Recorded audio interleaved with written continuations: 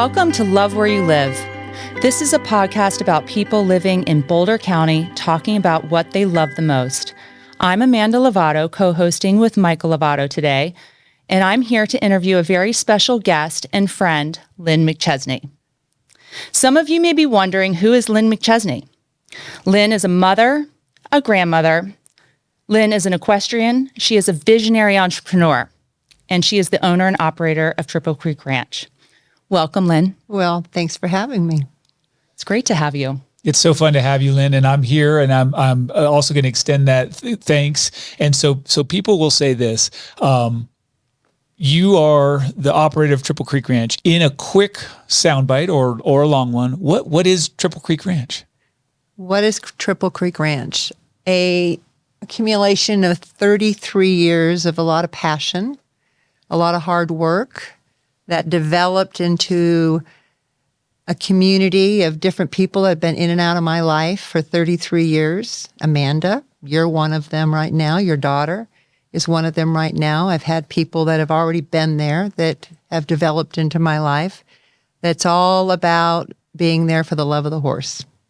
The love of the horse. I love that. The horse. It's all about the horse.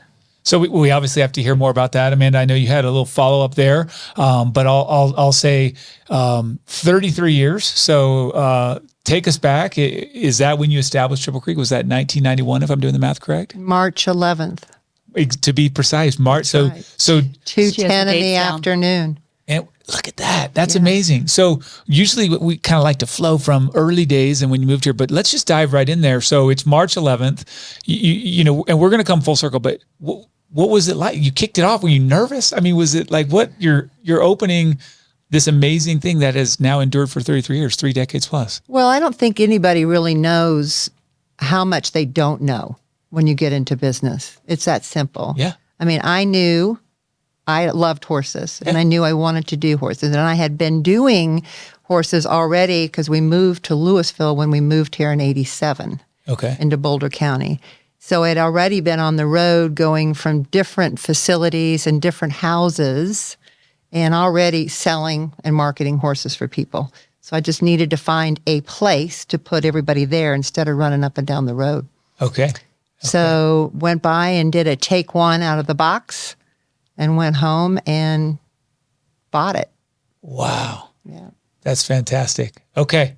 So we're 1991, but I know you came here in 1987. So I want to kind of rewind. We'll come back. We'll try and go a little bit chronological, and I can't wait to hear more about Triple Creek when you get here. But where did you grow up? Where are you from? Because that's not on Google. I can't find that. You know, share it with me. Where did you grow up? What was it? What were you like as a kid? I'm an Air Force brat. Oh my gosh. My dad was in the Air Force, so he was in charge of all the polo ponies at every base that he was sent. So besides, I was born with the gene to be an addicted horse lover. That's right. You have to have the horse gene. You know, you're either born with it or you're not. You're an addict or you're not. People say, I don't know why I didn't get it. You're just not an addict. That's right. My dad was in charge of all the polo people, horses. So everywhere from Victorville, California, where I was born, to Omaha office airport there, all the way to England and back around. So I spent a lot of time. I think we counted at one time we lived in like 43 houses. Is that right? Yeah. Just in your youth, just from 0 to 18? Oh, yeah. It was just crazy. Every time you'd be like, this is it. You'd go, nope. But the horses kept me grounded. So no matter where we went, I knew for me, besides my other siblings, that I had the horses because my dad was a horseman. How many siblings?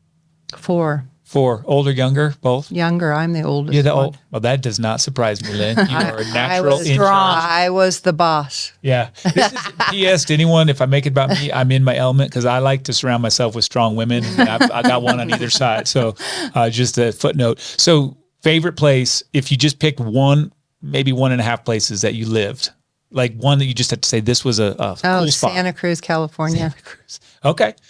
And that was what age? Still is. Still is my favorite place. You were how old, maybe? And I moved from there to here, so that was it better be something if you're going to take me from here to here. Okay, so we're in the good spot here. So you're in Santa Cruz, and you moved there from here. What was daily life in Santa Cruz? Just because I like to get kind of want to see the comparison. So you moved to Boulder, but Santa Cruz, what's it like? You're by the beach. It's beautiful. What are you doing?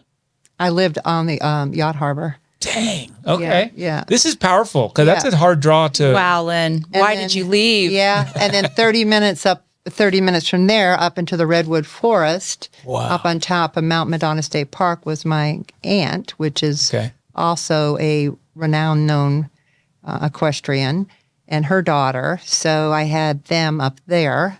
Wow. So I had that, and I wasn't working at the time. So I was up there all the time, and then I was down there too. Okay. So you're in a good spot, Northern California, beautiful. Yep. Doing the horse life early. And then boom, snap your fingers. All of a sudden you're in Louisville. I don't know what I miss. Tell me what I miss here. Well, Dave was convinced, my husband at the time, that we needed to get out of Santa Cruz. Okay. To raise kids and do all that. Gotcha. So, Okay. Took a job in Denver. He did. Mm-hmm. Okay. Mm-hmm. So we came out here. All right. So sitting in my new dentist, Dr. I think his name was Lopez. Okay. Sitting in there in Louisville, I said, "What do you got for me in horse people?" Yeah. He said, "Well, go see Dick Ayers at Blue Cloud Farm." I said, "Okay." Okay. Blue Cloud is still around too. That's right. Helen Gould still has it. Off I went, and then it was just history from there. Okay. So Amanda, and I'm fascinated. This is why I do this. I love these stories. I mean, I already, just a sliver of a person. And please cut me off. No, it's great. So you're starting to you're just working, you're living, you've got how many, one child? How many? I got two. Got two children. One on the way. Two and one on the way in Louisville. Yeah. Yeah. And you buy, you rent, you do both. What are you doing? We bought. You bought up in Louisville. Bought a very expensive home at $60,000. Okay. Throw 60. Yeah. That's high value. So that I wonder what it's worth today. $1.2 million. Remember that? So, okay. Brand new house at that. Brand new. Yeah. New. So Louisville, but you've got two, one on the way, and you're working, you're driving to Blue Cloud, and you're just doing some jobs that you love. Imagine you're kind of having anybody, when you walk onto anybody's facility and you say, "Hey, I know horses. What can I do?" And they say, "Well, I can't pay you, but I'll work you." What That's an industry. Pretty normal. It's good. I love it. Hasn't started, changed much, but, Dick just said, "Go for it." So that's how it started. And then the relationship started with Dick. And then he's the one that said, "Hey, I got a friend that wants to sell a horse." And I said, "Okay." Sell a horse. Sell a horse. So that was your business, right? Well, Helping not at people. the time. Oh, okay. At the time, he said, "I've got a neighbor that needs to get his horse sold. Do you want to sell it for him?" I said, "Sure." So went over there, and he didn't have any money either. So I traded him a saddle and sold his horse, which was 200 pounds overweight. Got her fit. Got her fit, traded the saddle, got her sold. And the next time I knew there was somebody else, and then there was somebody else. So I was driving all over Boulder County at different people's farms and marketing and selling and conditioning and getting their horses sold for them. Wow. And then that ran out, and I decided I needed a bigger space, and that's when I bought Triple Creek, was to do that so I could do the sale business out of there. So you bought Triple Creek to be able to sell horses. Mm-hmm. That was the goal. Mm-hmm. Get in here. I've been doing it long enough for 2 years that, I had a little bit of a following, not much at the time, but a little bit. But it was just the running up and down the road and 3 kids. So yeah. Late 80s, early 90s. You're getting ready to buy a ranch. Is that just like, how does that work? You just walk up and say, "I'll take this ranch." How's that work? Yeah, it's pretty easy. You could do it too. Honey? Matter of fact. Is that why we're here for real? Anybody can go buy a horse ranch. Okay. It's what comes after. And I get 60, you got a 60. So tell me this, how'd you make that happen? I mean, just where there's a will, there's a way. I mean, I know there's a story here. Oh, there's a land contract. There's everything. I sold everything we owned in Louisville, which we had just bought that house 2 years.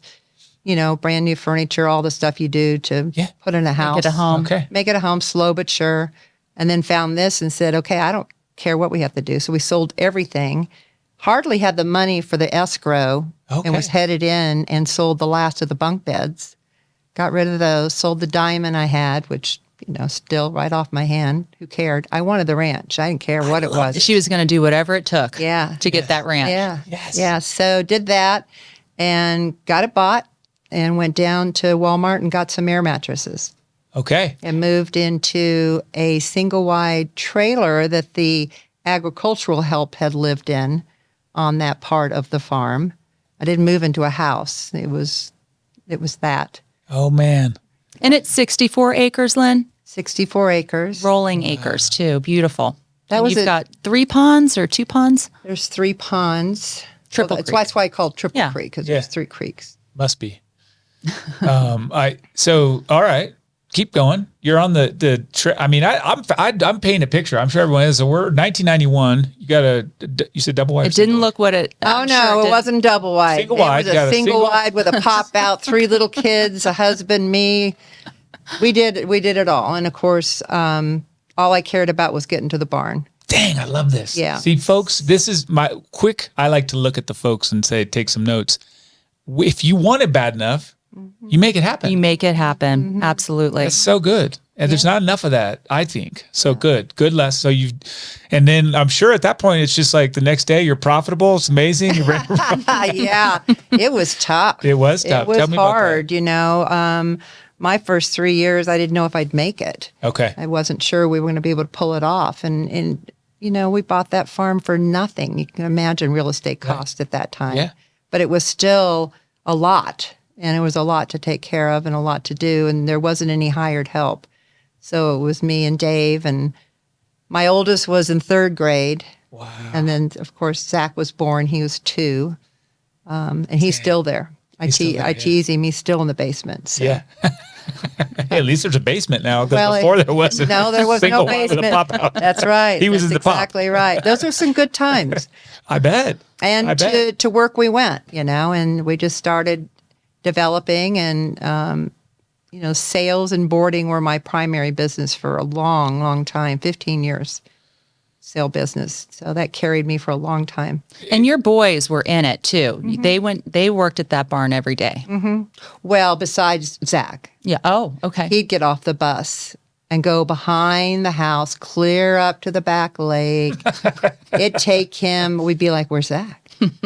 He'd never come straight to the house. The other 2'd come straight and do his job, but not Zach. Now look who the hardest Yeah, worker that's on right. the farm is. Amazing. That's right. Yeah, comes full circle. So just to orient, and if you guys are looking, obviously on the web, we can find Triple Creek, but in real life, Nelson Road, come off of 36, start heading east, and it's there on the north. 1.5 miles. 1.5 miles down the road. I just past 39th. You hit, that's one of the little You'll roads. see toll gate on your right. Toll gate. There you go. And then So the next left is. Across the street from the Gone with the Wind house. That's right. With the pillars. That's right. which could be yours for the low house for sale. Yeah, that one's for sale for 3.1. Yeah. Lingering. So, okay. And then I'm going to come in now. I'm starting to get a picture. You're boarding. We're going to fast forward. Well, maybe not. Like, for the love of the horse. So tell us how you got to where we intersect, which Amanda's going to share in a minute. We're not there for, I guess we are, but like we came in there with kids. There's kids. It's a kid. Yep. It's a kid paradise. It's a young boy and a young it girl is paradise. now. Okay. So, Not that there weren't young people involved at that time, but I was not doing at that time summer camps, youth programs, youth riding opportunities, all that kind of stuff. I was primarily boarding, if you wanted to keep your horse there, training if you wanted somebody to help you with your horse, Gotcha. and sales. Okay. The barns at that were 15 head of sale horses. It was a big consignment program. So that was my primary business for 15 years. okay. And then when did you switch that over and why, Well, a couple of things were happening in that 15 years of it. I was back in the day when the marketing was the good old fashioned. You took the picture of the horse and you ran to Target and you developed the pictures and you hope to maybe find that perfect one where ears were up, everybody's happy and looking good. You go home, you get on the computer, you paste and not even on the computer, paste and cut. You put that on there, you make a copy, then you send all those out to everybody you knew that was buying horses or your trainers. It wasn't like it is now at all. And then you cold call. You were always on the phone, good old fashioned marketing, right? Yep. On the phone, trying to get them, hey, did you get my flyer? Yeah, I got this for sale type of thing. Well, then all of a sudden, Facebook, all of a sudden, social media, all of a sudden, you put a horse on social media now, it's gone. Gone. 5 minutes, gone. You can't be quick enough. Wow. So unless you know somebody in the barn that knows somebody, you're probably going to miss it. It's that fast. So that happened. And also, very unfortunately, my son passed away at 22 years old. So he drowned up in the punch bowl in Aspen. Dang it. So that was life changing and alternating. What year is that? Well, it was 16 years ago. Oh, this June. Yeah. Life changing 16 years ago, 2008. Good job, Mike. Yeah. Okay. Yeah.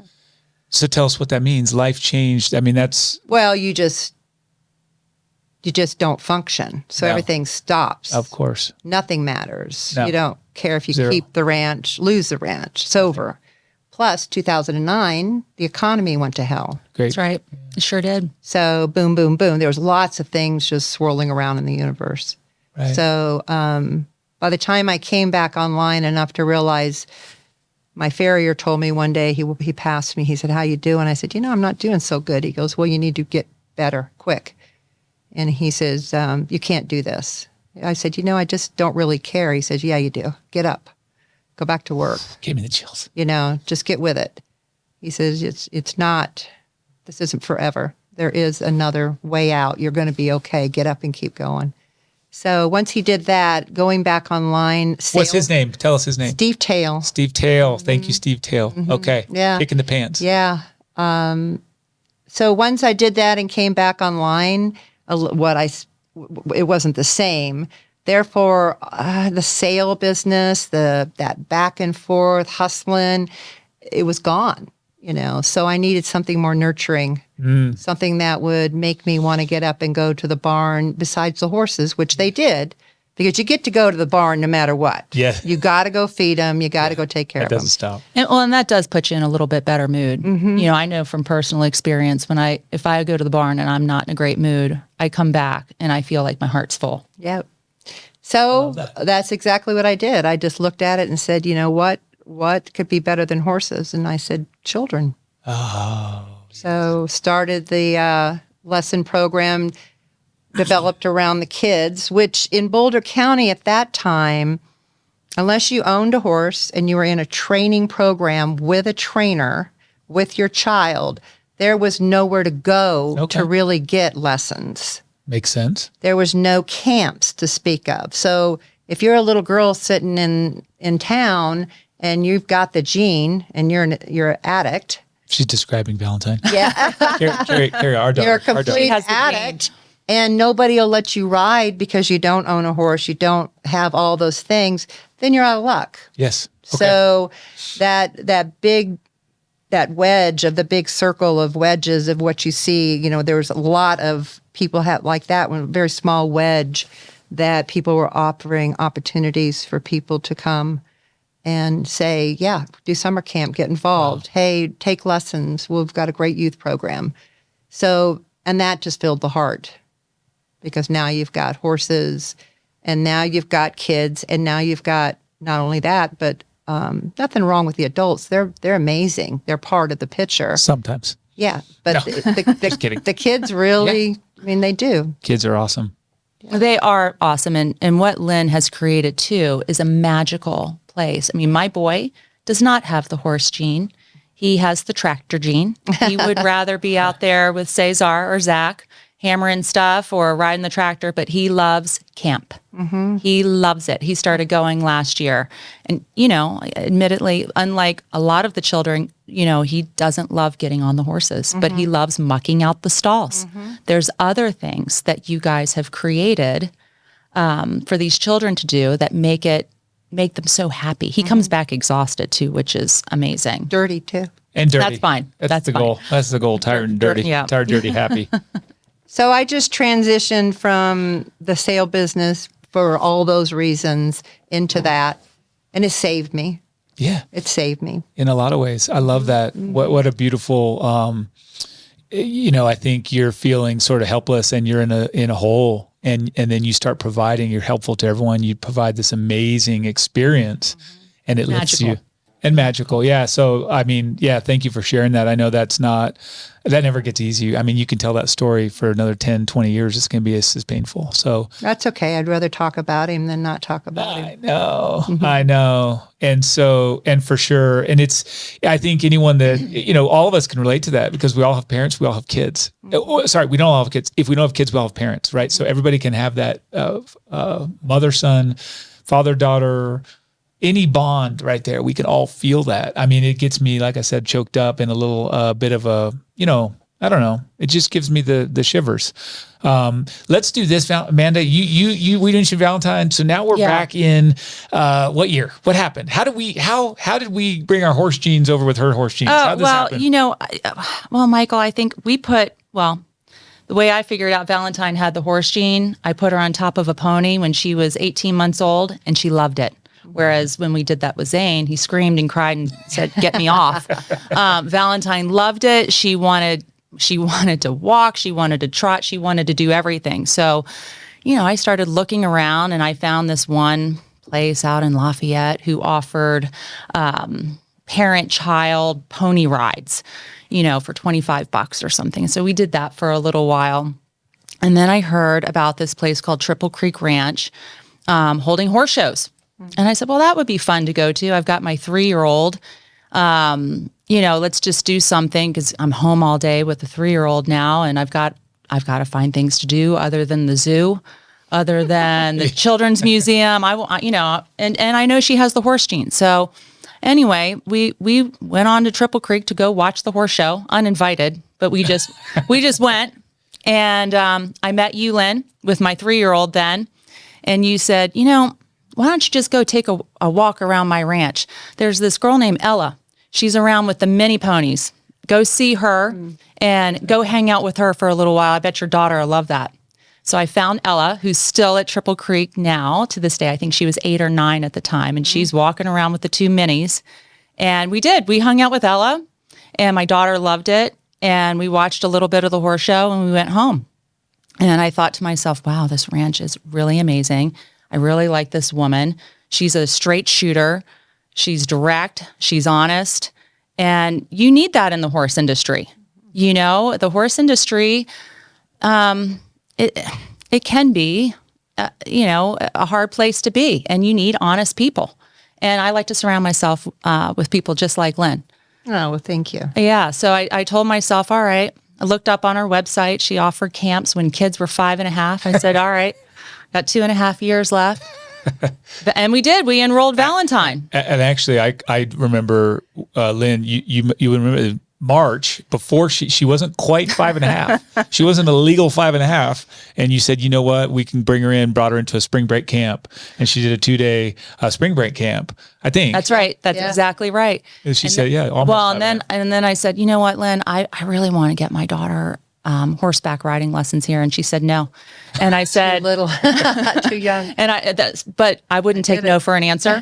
Oh, really? I didn't. I know that about you. So I called her once a week until she finally told me yes. Mm-hmm. And she got us into her Saturday program with one of her beginner lesson women or ladies. And Valentine started taking lessons. And then before you knew it, we were jumping right in. She was 6 years old and riding with the 10-year-olds and but let's don't forget about how many summer camps. Oh yeah, we were doing 5 or 6. I've got the record. Every summer camp, there'd be Michael. Yeah. Oh, and then I have to say, hola. That's right. Open the car door. Yep. And the thing I did with Valentine too, she noticed that some of her friends were becoming camp helpers, and I said, "No, ma'am, you are not going to be a camp helper." I said, until you are old enough and mature enough to talk to Miss Lynn and ask her to be a camp helper, you are going to continue to be a camper.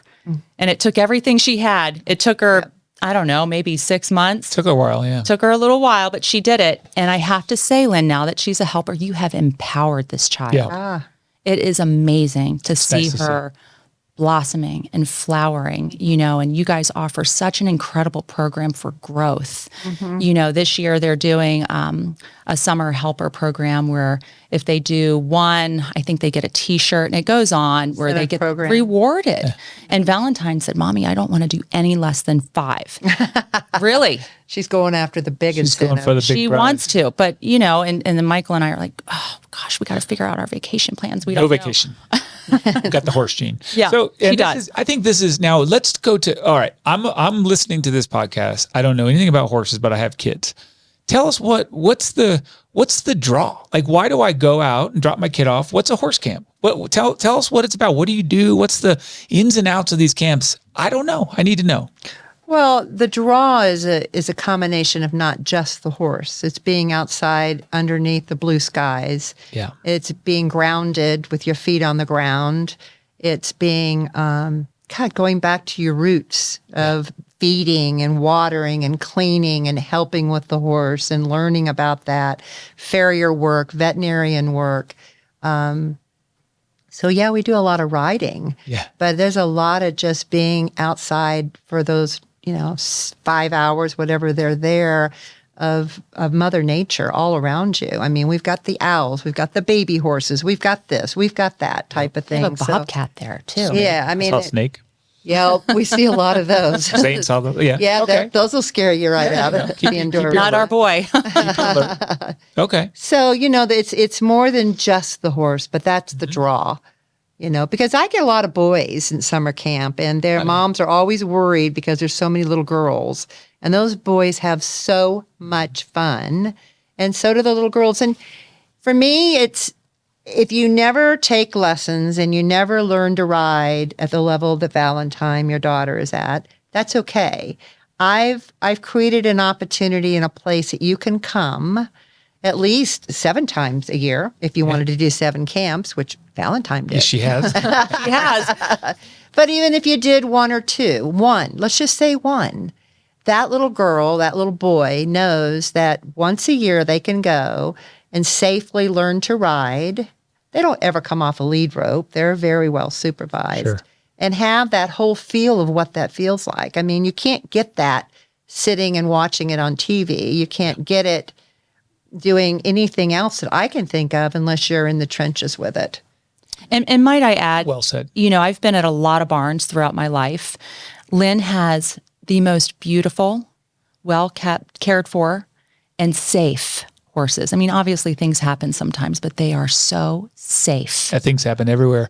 I think that was, I remember when we were looking and That's what I cared about. That's where also the referral, when people say, hey, where should we ride?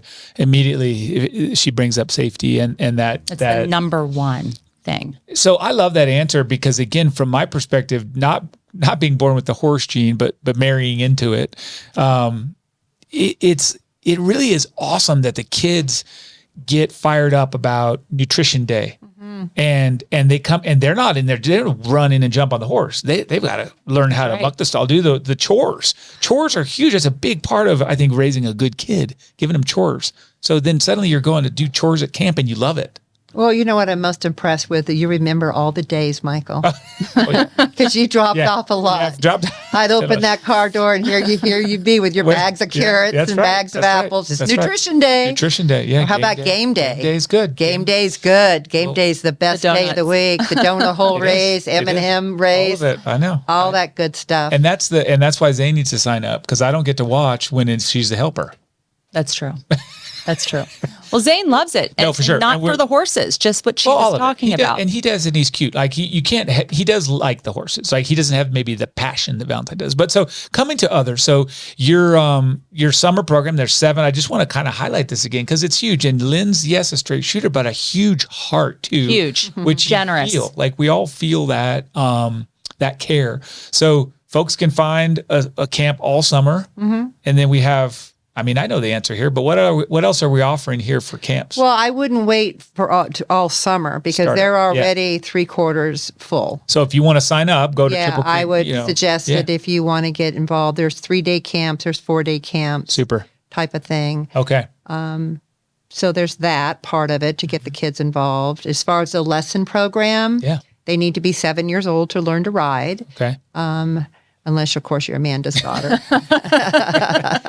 And you're Amanda calling me, which works with me. I'm great, man. You stay on my case. I'll make things happen. Yes. Yeah, I was leaving messages on your cell phone, your home phone. I found you. Yeah, I loved it. But generally the 7 years old is a nice time to start them. Okay. But unfortunately, our wait list is so big too. Sure. Because again, it's just 33 years of developing something, and that's what you want. So we do our best to get those kids in, but they can be up to an 8 month to a year wait list. Well, and I can vouch for that. Valentine and I were at the Tractor Supply store getting chick stuff for our chickens, and she's in her riding gear, and a man came up to her and he said, "Where do you ride?" "Oh, I ride at Triple Creek Ranch." He's like, "Well, I've been trying to get my daughter over there." There's a heck of a waiting list. There is. But so the lesson program is available there. We do horse shows. We do 4 a year. They're also on our webpage at triplecreek-ranch.com.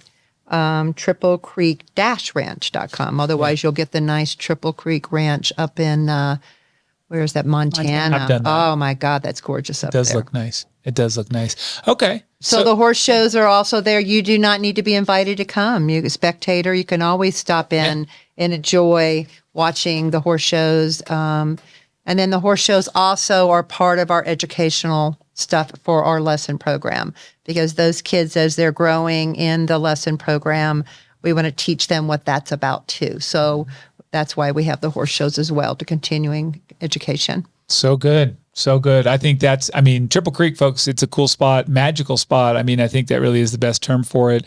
I'd have you guys check that out. And you don't have to know anything. You guys, honestly, if you're listening to us and you're going, "I don't know anything about horses," I think this is your foray into the world, a taste test. I want to talk a little bit more about Lynn McChesney. So here's the thing. We're going to come out here and we'll say, you've answered every question. We've covered everything, but let's talk about this. You're often just there in Longmont. You work hard. It's demanding. You give a lot of yourself. When you stretch out and you say, I'm going to get away from the ranch. What's a highlight? Where would you go? How would you spend an afternoon or evening off the ranch anywhere in the Boulder Valley? Is there something you'd share with us where we could find you? And no is an okay answer. I thought about that on the way over here. And here's the deal. Tell me. I enjoy going out and, of course, having dinner with a girlfriend. Yeah. First of all, nobody cooks as good as I do or my son. So it's really tough to get out there and go, okay, well, that wasn't as good, but enjoy the company. But at the end of the day, my deck, that's the spot. Is a spot. I've created a bubble in my life down there. And I always say it's a great big bubble. So once you hit the top of the driveway and you come into the bubble, anybody that comes into it feels it. That's true. It's everything that's everything that's going on down there. All the personalities, all the everythings of in this bubble. So trying to get out of it, I'm called a barn sour mare, which is exactly what that is. And Google that. If you don't understand what that is, that's an old mare that you get on in front of the barn, and you can't kick her, whip her. I don't care what you do, she will not leave the barnyard. Okay. So for me, I'm pretty content with just being home. Yeah. And home is tricky because my house sits up like a tower. And I've got great binoculars. I see everything. So it's pretty hard to totally let down. But I'm not a traveler. I committed to this way of life, and it's hard to get away. I can get away, but it's hard to get away and not worry, and things happen and all the things that go on with it. So I don't have a place. Well, that's Triple fair. Creek. So again, what I hear there is it's a testament to what you've created. Your place is the place in Boulder. In Boulder Valley, like that's your spot. So it's my spot. Yeah, and that's amazing. And I think, I like to think, as Amanda has complimented me on, that I know for a fact it's a lot of people's spots, and even if they're not there now, they've been there. It's been It's been their spot. And for those people out there that don't know they're going to get there, then when they get there, it'll be their spot. I love that.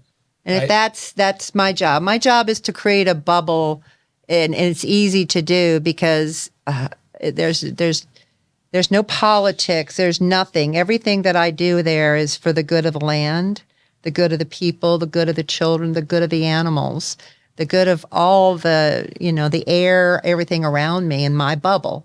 I mean, if we all did that, we'd have a pretty awesome world. We would. Bunch of bubbles touching. I know. No, you're spot on. That's beautiful. And we should all aspire a bit to have more of that.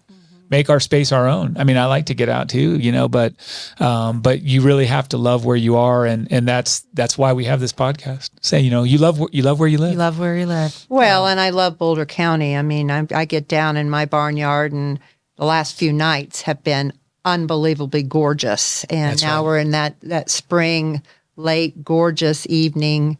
Oh, I call that angel light, coming down. It's just breathtaking.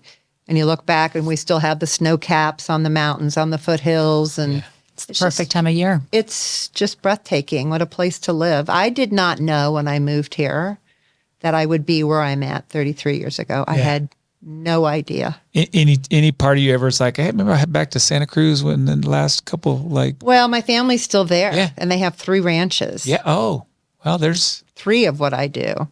And so I'm actually going at the end of the month. So I'll be sure to ride through the redwoods, which are amazing, and get a ride down on the beach at Moss Landing. beautiful. Huh? Yeah. What time should we be there? Yeah, talk about a magical space. No, it's beautiful. Well, again, this is, and I think powerful. You didn't know what you were coming to. You know what you left, and that it's kept you here that long. It really speaks to the power and the beauty of the Boulder Valley and what you've like we said, what you created.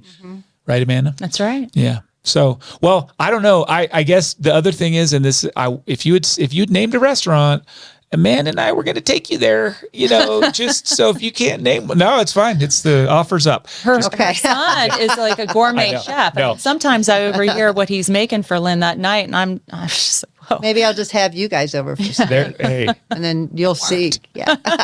it worked. No, this is wonderful. I mean, I love it. I don't know. So this is the point when I say to anything that you thought about, maybe you were thinking, ahead of this conversation that you want to share that we overlooked, anything that's missing, and no is a okay answer, but anything you want to share with the listeners or with me and Amanda before we say goodbye for now? No, I can't think of anything. I mean, Boulder I was thinking about that driving in. If I were to say something about Boulder to somebody that was moving here is, just being open-minded to all the different types and styles of personalities that you're going to meet here, because everybody has something to share with you, and everybody just be open-minded to that, because my goodness, we have a lot of different types of people here. That we do. And they come from everywhere, and they come for the same reason that we're all here. And that is exactly what we talked about, the bubble. There it is. Everybody's got a bubble in Boulder County. That's a mic drop moment. Get that for the clip. Yep. But I'm serious. That's beautiful. I love that. And that is true. I think some really great nuggets for folks that are listening. And I'm always looking for these nuggets to make myself better and live a better life. But Lynn, that was beautiful. Thank you. I think we should get a bubble machine for camp. I think that would be amazing. Yes. Yeah, I think metaphorically. we should do And that. yes. That's just Let's do because that. I think I've got a contact for you. I think I know. I've seen one for rent if you want to try it out. I just saw that. So I'll share that offline. But amazing. Amanda, anything that I think we've covered just about everything. We learned some stuff about Lynn today. A lot of stuff. Yeah. Great stuff. Well, amazing. Lynn, thank you so much for coming out of the bubble. Thanks for having me, and thanks for sharing Triple Creek with everybody out there. And, they can find me again on the webpage at Triple Creek-Ranch. And it's a very thorough webpage, so you'll have lots of information there. All the info. And you've got 2 big fans right here, Lynn, and I think you know that. And we're always out there screaming to folks about how wonderful it is. And I get text all the time from, my daughter's school. Hey, my daughter or my child is interested in horseback riding. Where do I go? Yeah. Here's the link. And so we'll keep doing that. Big fans. Thank you so much for spending time with us here on this conversation. And I will encourage everyone to check her out online. Go see the horse, the magical horse space and beyond. Go see Lynn's Bubble. And until we meet again for another conversation, I always encourage everyone, you included, Lynn and Amanda, to go out and do something that you love. That's easy for me. Thanks, babe.